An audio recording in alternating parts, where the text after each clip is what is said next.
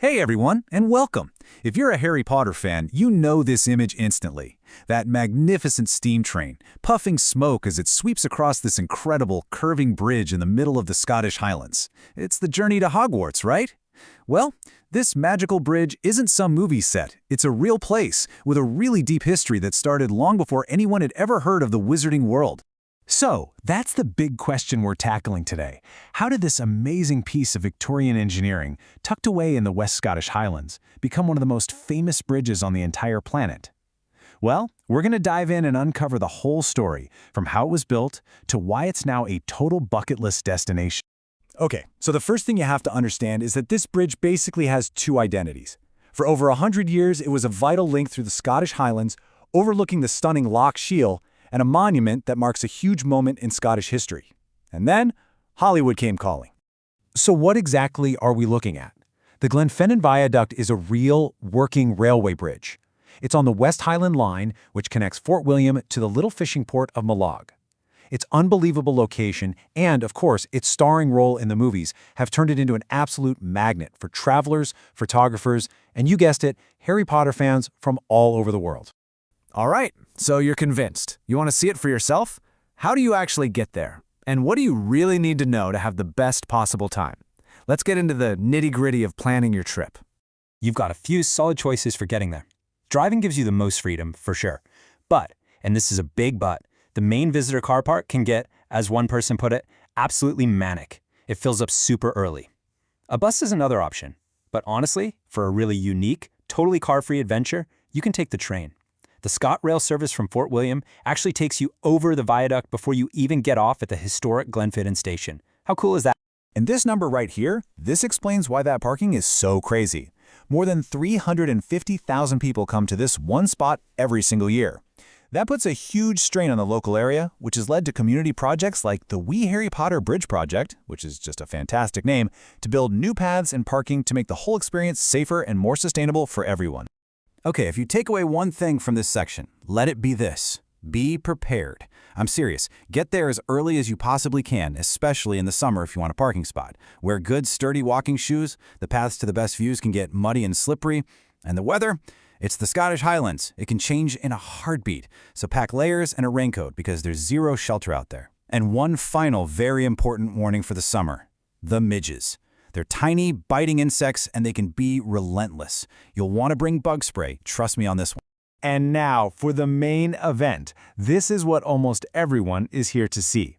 That moment when the Jacobite steam train, the real-life Hogwarts Express, makes its famous crossing. To catch this bit of magic, timing is absolutely everything. Now listen up, because this is a pro tip, especially for all you photographers out there. The Jacobite runs to Malog in the morning and comes back in the afternoon. For that perfect, classic photo, you want the morning train, which crosses around 10:55 a.m. Why? Because the steam engine is facing forwards.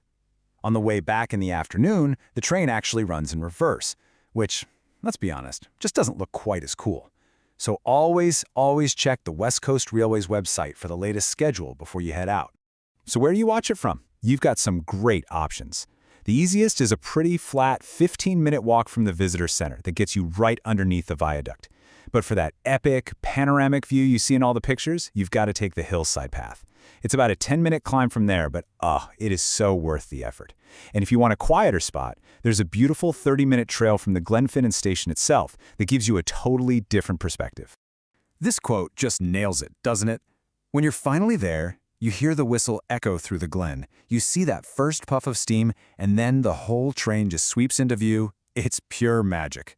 It doesn't matter if you're a die-hard Potterhead or just someone who loves a beautiful sight. It's a moment that absolutely lives up to the hype. Okay, I have to say this, and it's really important. As tempting as it might be to get a little closer for that perfect shot, this is a live, working railway line.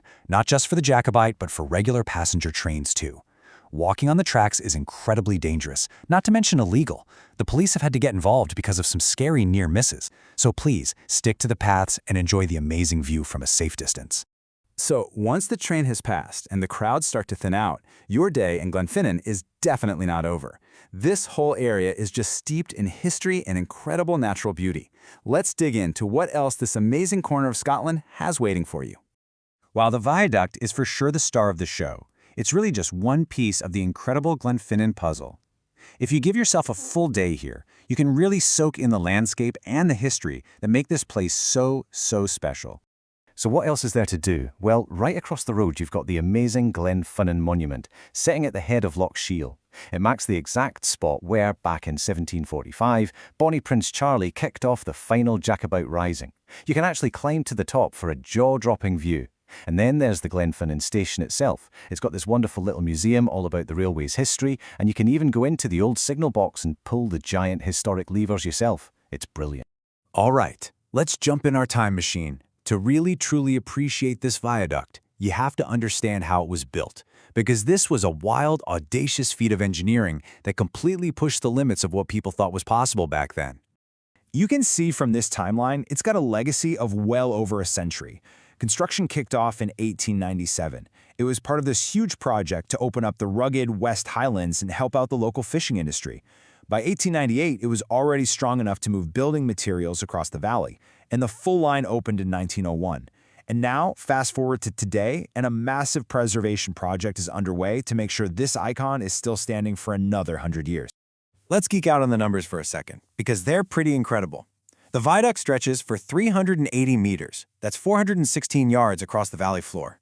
It stands 30 meters, or 100 feet tall, held up by those 21 beautiful arches. And the original cost? Just £18,904. That's about £2 million in today's money. An absolute bargain for what would become a national treasure. But what made this viaduct truly revolutionary was how it was built. The man in charge, Robert McAlpine, got himself the nickname Concrete Bob. Why? Because he was a pioneer in using mass concrete. Back then, building something this big and this elegant out of concrete with no steel reinforcement was, well, it was almost unheard of. It was a super bold move, but it worked, and it totally cemented his reputation as a genius builder. And that brings us right back to where the Glenfinnan Viaduct is today, holding these two powerful, intertwined legacies. On the one hand, it's this incredible monument to Victorian ambition and engineering genius. And on the other, it's this beloved global symbol of magic and adventure for a whole generation of people. Which kind of leaves us with this final thought to chew on. For 100 years, this bridge did a vital, practical job connecting communities. But today, millions of people know it not for the local trains it carries, but for a fictional one going to a school for wizards. It really makes you wonder, what's more powerful in the end? The history a place was built with, or the magic from the stories we tell about?